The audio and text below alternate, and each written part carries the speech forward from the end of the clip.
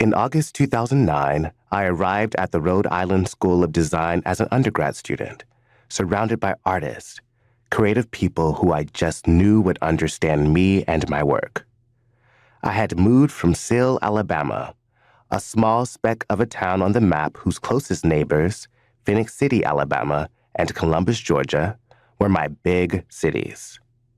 Providence was my opportunity to find a tribe of people who would love my queer Black stories and who would nurture my identity as an artist. But I quickly realized this wasn't the case. In lectures, I did not learn anything or about anyone that intersected with my identity. During critiques, my work was met with muted voices and blank stares. I was the only Black person in my graphic design section.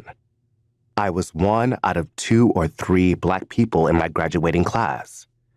By my senior year, frustrated and seeking refuge, I turned to writing as a tool to question why my work was misunderstood and to answer the questions that were emerging inside me.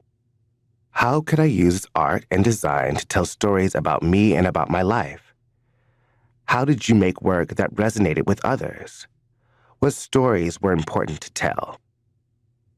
My art practice started over 2 decades before, cultivated and supported by my mom.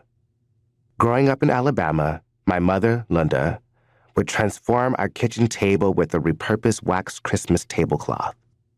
Covered in faded green leaves and red holly berries, with a worn felt underside, the table became a craft zone for my twin, Jarrett, and me. You can imagine the masterworks made. Popsicle sculptures, clay forms baked in the oven, love notes for our mom. One time, Jarrett and I accidentally spilled a whole bottle of glitter off the table and onto the rug, after she had explicitly told us to be careful. While screaming at the top of her lungs, "I hate glitter," Mom picked the bottles up and threw them out the front door. To this day, the woman will not even take a Christmas card out of the envelope if it has glitter on it. This craft time soon evolved into my first real introduction to art, music, and theater.